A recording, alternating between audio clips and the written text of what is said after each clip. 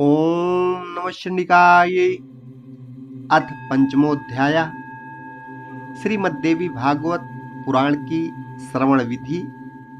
श्रवणकर्ता के लिए पालनीय नियम, श्रवण के फल तथा महात्म्य का वर्णन। ऋषियों ने कहा, हे महाभाग सूत जी, हम लोगों ने श्रीमद्देवी भागवत महात्म्य सुन लिया और अब इस पुराण के श्रवण की विधि सुनना चाहते हैं। सूत जी बोले, हे मुनियों, अब आप लोग इस पुराण के श्रवण का विधान सुने, जिसे सुनने वाले मनुष्यों की समस्त कामनाएं सिद्ध हो जाती हैं।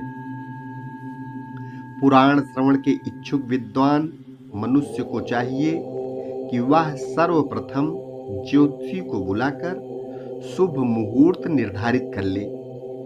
इसके लिए ज्येष्ठ मास से लेकर 6 महीने शुभ कारक होते हैं। हस्त, अश्विनी, मूल, पुष्य, रोहिणी, अनुराधा, मृगशिरा तथा श्रवण नक्षत्र, पुण्य तिथि तथा शुभ दिन में श्रीमद्देवी भागवत पुराण का श्रवण कल्याणकारी होता है। जिस नक्षत्र में बृहस्पति हो, उससे चंद्र मातक गिनने पर क्रमशः इस प्रकार फल होते हैं। 4 नक्षत्र तक धर्म प्राप्ति, पुनः 4 तक लक्ष्मी की प्राप्ति, इसके बाद 1 नक्षत्र कथा में सिद्धि प्रदान करने वाला, फिर 5 नक्षत्र परम सुख की प्राप्ति कराने वाले, बाद में 6 नक्षत्र पीड़ा करने वाले, इसके बाद 4 नक्षत्र राज भय उत्पन्न करने वाले और तत्पश्चात 3 नक्षत्र ज्ञान प्राप्ति में सहायक होते हैं। पुराण श्रवण के आरंभ में शिवोक्त चक्र का शोधन कर लेना चाहिए। देवी की प्रसन्नता के लिए इसे चारों नवरात्रों में सुनना चाहिए अथवा तिथि, वार और नक्षत्र पर सम्यक विचार करके यह पुराण अन्य मासों में भी सुना जा सकता है। विवाह आदि में जिस प्रकार उत्साह पूर्वक तैयारी की जाती है, उसी प्रकार नवाह यज्ञ के अवसर पर भी बुद्धिमान मनुष्यों को प्रयत्न पूर्वक सामग्री आदि की तैयारी करनी चाहिए।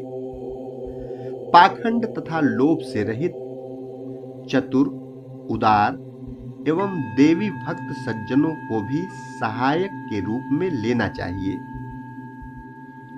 देश देश में भी यत्न पूर्वक यह संदेश भेजना चाहिए, हे कथानुरागी सज्जनों, यहाँ श्रीमद्देवी भागवत की कथा होने जा रही है, आप अवश्य पधारें। चाहे सूर्य की उपासना करने वाले हों, चाहे गणेश भक्त हों, चाहे शैव हों, चाहे वैष्णव अथवा शक्ति के उपासक हों, सभी इस कथा के श्रवण के अधिकारी हैं, क्योंकि सभी देवता शक्ति के साथ ही रहते हैं। इसलिए श्रीमद्देवी भागवत की कथा रूपी सुधा के रसिक प्रेमी जनों को कथा श्रवण के लिए विशेष रूप से आना चाहिए। ब्राह्मण, क्षत्रिय, वैश्य, शूद्र, चारों वर्ण के स्त्री पुरुष एवं ब्रह्मचर्य, गृहस्थ, वानप्रस्थ, संन्यास, इन चारों आश्रमों में निरत मनुष्यों को चाहे सकाम भाव से अथवा निष्काम भाव से अवश्य ही इस कथा सुधा का पान करना चाहिए। जिन लोगों को पूरे 9 दिन तक कथा सुनने का अवकाश न मिल सके, वे जब भी समय मिले तभी आ जाएं, क्योंकि यज्ञ में क्षण भर भी पहुंच जाना विशेष पुण्यदायक होता है। बड़ी नम्रता के साथ मनुष्यों को निमंत्रण देना चाहिए और आए हुए श्रोताओं के बैठने का भी समुचित प्रबंध करना चाहिए। विस्तृत भूमि में कथा प्रवचन का सुंदर स्थान बनाना चाहिए। उस स्थान की सफाई कराकर गोबर से लिपवा देना चाहिए। केले के स्तंभों से सुशोभित और ध्वज पताकाओं से अलंकृत एक सुरम्य मंडप का निर्माण करना चाहिए और उसके ऊपर सुंदर चांदनी लगा देनी चाहिए। कथावाचक का आसन दिव्य तथा सुखकर आस्तरण से युक्त होना चाहिए।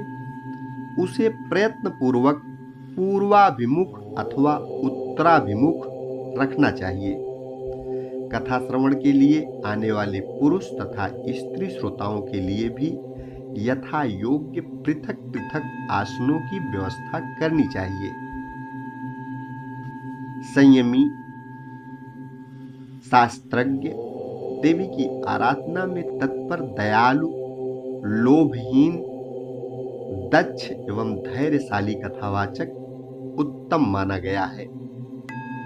इसी प्रकार श्रोता भी ऐसा होना चाहिए जो ब्राह्मण सेवी, देवभक्त, कथा रस का पान करने वाला, उदार, लोभ रहित, विनम्र और हिंसा आदि से रहित हो। पाखंडी, लोभी, स्त्री स्वभाव, कामी, धर्म का दिखावा मात्र करने वाला, निष्ठुर तथा क्रोधी वक्ता देवी भागवत के नवाह यज्ञ में श्रेष्ठ नहीं माना जाता है। श्रोताओं की शंकाओं के निवारण हेतु कथावाचक के साथ एक ऐसा सहायक भी लगा देना चाहिए जो पंडित, गुणवान, शांत तथा श्रोताओं को समझाने में कुशल हो। कथा प्रारंभ होने के एक दिन पूर्व ही वक्ता एवं श्रोतागणों को क्षौर कर्म करा लेना चाहिए। तत्पश्चात अन्य नियमों का पालन करना चाहिए। उस दिन शौच आदि से निवृत्त हो अरुणोदय वेला में ही स्नान कर लेना चाहिए। संध्या तथा तर्पण आदि नित्य कर्म संक्षेप में ही करना चाहिए। तत्पश्चात कथा श्रवण का अधिकारी बनने के लिए गोदान करें और सब विघ्नों को दूर करने वाले श्री गणेश जी का सर्वप्रथम पूजन करें।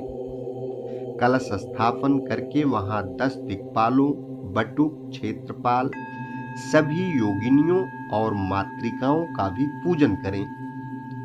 तुलसी, नवग्रह, विष्णु तथा शिव जी का पूजन करके नवाक्षर मंत्र से जगदम्बा का पूजन करना चाहिए। तत्पश्चात सुंदर अक्षरों में लिखी हुई भगवती की वांगमयी मूर्ति स्वरूप श्रीमद्देवी भागवत पुस्तक की सभी उपचारों से विधिवत पूजा करके कथा की निर्विघ्न समाप्ति के लिए 5 विद्वान ब्राह्मणों का वरण करना चाहिए। उनसे निरंतर नवाण मंत्र का जप एवं दुर्गा सप्तशती का पाठ कराना चाहिए। अंत में प्रदक्षिणा तथा नमस्कार के बाद इस प्रकार स्तुति करें। हे कात्यायनी, हे महामाये, हे भुवनेश्वरी, हे कृपामये, हे भवानी, मैं संसार सागर में डूब रहा हूँ, मेरा उद्धार कीजिए तथा हे ब्रह्मा, विष्णु, महेश से पूजनीय माता जगदम्बिके, मेरे ऊपर प्रसन्न होइए। हे देवी, आप मुझे मनोवांछित वर प्रदान कीजिए। आपको बारंबार प्रणाम है। इस प्रकार प्रार्थना करके स्वस्थ चित्त होकर कथा सुने। उस समय संयत चित्त होकर वक्ता को साक्षात व्यास समझकर विधिवत उनकी पूजा करें और वस्त्राभूषण तथा माला आदि पहनाकर उनसे प्रार्थना करें। समस्त शास्त्र तथा पुराण इतिहास के ज्ञाता हे व्यास जी, आपको नमस्कार है। आप कथा रूपी चंद्रमा की ज्योति से हमारे अंतःकरण के अंधकार समूह को नष्ट कीजिए। इसके बाद नवाह के नियमों का व्रत लें। ब्राह्मणों का यथाशक्ति पूजन करके उन्हें पहले यथास्थान बैठा दें। तत्पश्चात स्वयं भी अपने आसन पर बैठ जाएं। तब सावधान मन से चारों पुरुषार्थ, धर्म, अर्थ, काम एवं मोक्ष फल को प्राप्त करने के लिए पुत्र, कलत्र, धन धान्य तथा गृह की चिंता छोड़कर कथा सुने। विद्वान वक्ता को चाहिए कि वह सूर्योदय से आरंभ करके पुनः दोपहर में 2 घड़ी विश्राम करके सूर्यास्त के कुछ समय पहले तक कथा वाचन करे। मल मूत्र के वेग को रोकने के लिए स्वल्पाहार उत्तम होता है। कथार्थी को दिन रात में केवल एक बार हविष्यान्न का भोजन करना ही ठीक है, अथवा फलाहार करें या केवल दूध घी के आहार पर ही रहें। बुद्धिमानों को चाहिए कि ऐसा आहार ग्रहण करें जिससे कथा में किसी प्रकार की बाधा न हो। हे द्विजगण, अब मैं कथा श्रवण में निष्ठा रखने वालों के नियम बताता हूं। जो लोग ब्रह्मा, विष्णु और शिव में भेद दृष्टि रखते हैं, देवी की भक्ति से रहित हैं, जो पाखंडी, हिंसक तथा दुष्ट हैं और जो ब्राह्मणों से द्वेष रखने वाले तथा नास्तिक हैं, वे कथा श्रवण के योग्य नहीं हैं। जो पर स्त्री, पराया धन, ब्राह्मण धन तथा देव संपत्ति के हरण में लुप्त रहते हैं, उनका कथा श्रवण में अधिकार नहीं है। श्रोता को चाहिए कि वह ब्रह्मचर्य का पालन करे, पृथ्वी पर सोए, सत्य बोले, जितेंद्रिय रहे तथा कथा की समाप्ति पर संयम पूर्वक पत्तल पर भोजन करे। व्रती को बैगन, बहेड़ा, कलिंद, तेल, दाल, मधु और जला हुआ बासी तथा भाव दूषित अन्न का त्याग कर देना चाहिए। कथा सुनने वाला व्रती मांस, मसूर, रजस्वला स्त्री का देखा हुआ खाद्यान्न, लहसुन, मूली, हींग, प्याज, गाजर, कोहड़ा और कर्मी का साग न खाए। काम, क्रोध, मद, लोभ, पाखंड और अहंकार को छोड़ दे। विप्रद्रोही, पतित, संस्कारहीन, चांडाल, यवन, अंत्यज, रजस्वला स्त्री और वेद विहीन मनुष्यों से कथाव्रती को वार्तालाप नहीं करना चाहिए। श्रोता को चाहिए कि वह वेद, गौ, गुरु, ब्राह्मण, स्त्री, राजा, महापुरुष, देवताओं और देव भक्तों की निंदा कभी न सुने। जो कथाव्रती हो उसे सर्वदा विनयशील, सरल चित्त, पवित्र, दयालु, कम बोलने वाला तथा उदार मन वाला होना चाहिए। श्वेत कुष्ठी, कुष्ठी, क्षय रोगी, अभागा, पापी, दरिद्र तथा संतानहीन मनुष्य इस कथा को भक्ति पूर्वक सुने। जो स्त्री वंध्या, काकवध्या, जिस स्त्री को एक बार संतान होकर बंद हो जाए, अभागिन तथा मृत वत्सा हो और जिसका गर्भ गिर जाता हो, ऐसी सभी स्त्रियों को इस देवी भागवत का श्रवण करना चाहिए। जो मनुष्य बिना परिश्रम के ही धर्म, अर्थ, काम और मोक्ष प्राप्त करना चाहता है, वह यत्न पूर्वक इस देवी भागवत की कथा अवश्य सुने। इस नवाह कथा के 9 दिन 9 यज्ञों के समान है। उनमें किया गया दान, हवन तथा जप अनंत फल देने वाला होता है। इस प्रकार नवाह व्रत करके उसका उद्यापन करना चाहिए। फल की कामना करने वाले पुरुषों को महाअष्टमी व्रत के उद्यापन की भांति नवाह व्रत का भी उद्यापन करना चाहिए। निष्काम व्यक्ति कथा के श्रवण मात्र से पवित्र होकर मुक्ति पा जाते हैं, क्योंकि परा भगवती मनुष्यों को भोग और मोक्ष सब कुछ देने वाली है। पुस्तक और कथावाचक दोनों की प्रतिदिन पूजा करनी चाहिए और वक्ता द्वारा दिया हुआ प्रसाद भक्ति पूर्वक ग्रहण करना चाहिए। नवाह यज्ञ में जो श्रोता नित्य कुमारी कन्याओं, सुहागन स्त्रियों तथा ब्राह्मणों को भोजन कराता तथा उनसे प्रार्थना करता है, उसकी कार्य सिद्धि अवश्य हो जाती है, इसमें संदेह नहीं है। सभी त्रुटियों की शांति के निमित्त कथा समाप्ति के दिन गायत्री सहस्रनाम अथवा विष्णु सहस्रनाम का पाठ करना चाहिए, जिनके स्मरण तथा नाम कीर्तन से तप, यज्ञ, क्रिया आदि में न्यूनता समाप्त हो जाती है। उन विष्णु भगवान का नाम कीर्तन करना चाहिए। कथा समाप्ति के दिन दुर्गा सप्तशती के मंत्रों से अथवा देवी महात्म्य के मूल पाठ से या नवार्ण मंत्र से होम करना चाहिए अथवा घृत सहित पायस द्वारा गायत्री मंत्र का उच्चारण करके हवन करें, क्योंकि यह श्रीमद्देवी भागवत महापुराण गायत्रीमय कहा गया है।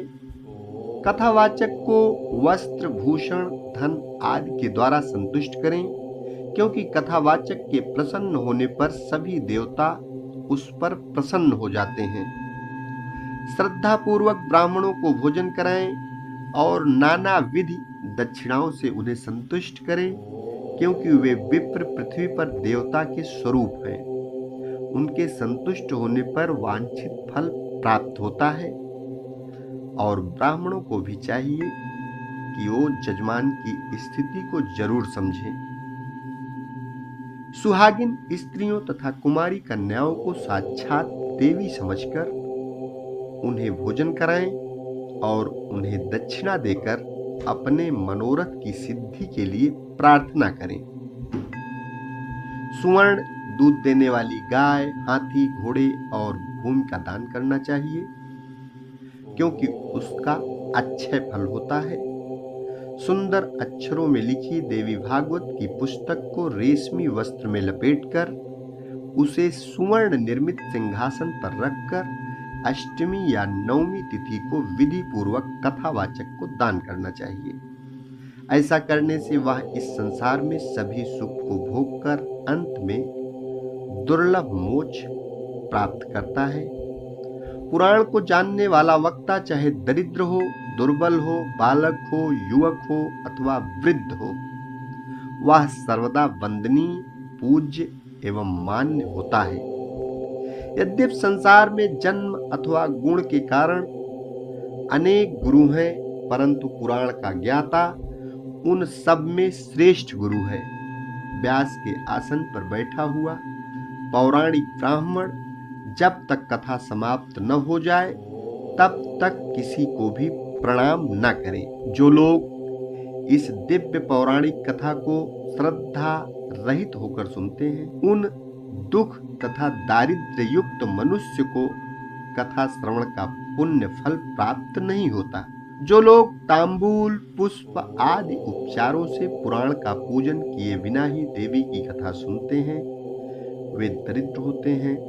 और जो लोग कथा के बीच में ही छोड़कर अन्यत्र चले जाते हैं, कुछ ही समय बाद उनकी संपदाएं एवं स्त्री आदि नष्ट हो जाती हैं।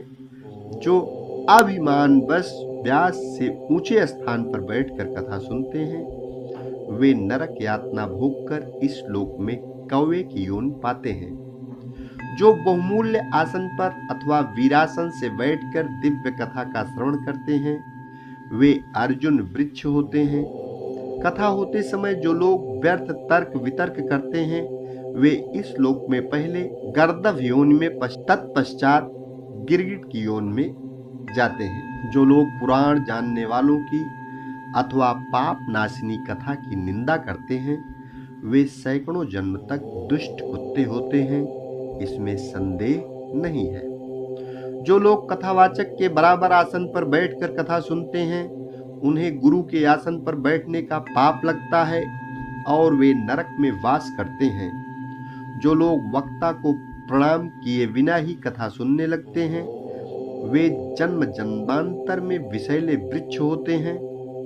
इसी प्रकार जो लोग लेटे लेटे कथा सुनते हैं, वे अजगर सांप की योनि पाते हैं। जो मनुष्य कभी भी पुराण की कथा नहीं सुनते, वे घोर नरक भोगकर बनैले सुअर की योन में जाते हैं। जो 60 मनुष्य कथा का अनुमोदन नहीं करते अपितु उनमें विघ्न डाला करते हैं, वे करोड़ों वर्षों तक नरक यातना भोगकर अंत में ग्राम सूकर होते हैं। जो लोग पुराण वेदता को आसन, पात्र, द्रव्य, फल, वस्त्र तथा कंबल प्रदान करते हैं, वे भगवान के परम पद को प्राप्त करते हैं। जो मनुष्य पुराण पुस्तक के लिए नवीन रेशमी वस्त्र तथा सुंदर सूत्र का दान करते हैं, वे सुखी रहते हैं। सभी पुराणों के सुनने से जो फल प्राप्त होता है उससे 100 गुना पुण्य श्रीमद् देवी भागवत पुराण के श्रवण से होता है। जिस प्रकार नदियों में गंगा श्रेष्ठ हैं, देवताओं में शिव, काव्यों में वाल्मीकि रामायण तथा तेजस्वियों में भगवान सूर्य श्रेष्ठ हैं, और जैसे आनंद देने वालों में चंद्रमा, सब धनों में सुयस, क्षमाशीलों में पृथ्वी, गंभीरता में समुद्र, मंत्रों में गायत्री तथा पाप नाश के उपायों में भगवत स्मरण श्रेष्ठ है, उसी प्रकार 18 पुराणों में यह श्रीमद् देवी भागवत पुराण सर्वश्रेष्ठ है। जिस किसी भी उपाय से यदि कोई मनुष्य इस महापुराण की 9 आवृत्तियां सुन ले तो उसके फल का वर्णन नहीं किया जा सकता। वह तो जीवन मुक्त ही हो जाता है। किसी शत्रु राजा के भय होने पर, महामारी के समय, अकाल पड़ने पर तथा राष्ट्र भंग के अवसर पर उसकी शांति के लिए यह पुराण सुनना चाहिए। हे विप्रों, भूत प्रेत आदि के समन के लिए, शत्रु से राज्य प्राप्त करने के लिए और पुत्र प्राप्ति के लिए श्रीमद् देवी भागवत का श्रवण करना चाहिए। जो देवी भागवत के आधे श्लोक या चौथाई श्लोक को भी प्रतिदिन सुनता या पढ़ता है वह परम गति को प्राप्त होता है। स्वयं भगवती जगदम्बा ने इस पुराण को सर्वप्रथम केवल आधे श्लोक में ही प्रकाशित किया, वही बाद में शिष्य प्रशिष्यों के द्वारा देवी भागवत के रूप में विस्तृत कर दिया गया। गायत्री से बढ़कर न कोई धर्म है, न तप है, न कोई देवता है और न कोई मंत्र ही है। भगवती अपना गुणगान करने वालों की रक्षा करती हैं, इसी कारण से उन्हें गायत्री कहा जाता है। वे भगवती गायत्री इस पुराण में अपने रहस्यों सहित विराजती हैं। अतः भगवती को प्रसन्न करने वाले इस देवी भागवत की 16वीं कला के समान भी अन्य महापुराण नहीं हो सकते। श्रीमद् देवी भागवत पुराण अत्यंत निर्मल है, जो ब्राह्मणों का अमूल्य धन है और जिसमें स्वयं धर्मपुत्र नारायण ने पवित्र धर्म का वर्णन किया है। इसमें श्री गायत्री देवी का रहस्य एवं मणिद्वीप का सम्यक वर्णन किया गया है। साथ ही इसमें हिमालय के प्रति स्वयं भगवती द्वारा कही गई देवी गीता विद्यमान है। इस कारण हे विप्रों, इस महापुराण के सदृश दूसरा कोई उत्तम पुराण लोक में नहीं है। अतः आप लोग सदा इस श्रीमद् देवी भागवत का भली भांति सेवन करें, जिनके संपूर्ण प्रभाव को ब्रह्मा, विष्णु, शिव तथा भगवान शेष भी भली भांति नहीं जान सकते, जबकि वे उन्हीं के अंशज भी हैं, तब दूसरे देवता उन्हें कैसे जान सकेंगे। उन भगवती जगदम्बिका को मेरा निरंतर प्रणाम है, जिनके चरण कमलों की धूल पाकर ब्रह्मा समस्त संसार की रचना करते हैं, भगवान विष्णु निरंतर पालन करते हैं और रुद्र संहार करते हैं। दूसरे किसी उपाय से वे अपना अपना कार्य करने में समर्थ नहीं हो सकते। ऐसी उन भगवती जगदम्बिका को मेरा सतत प्रणाम है।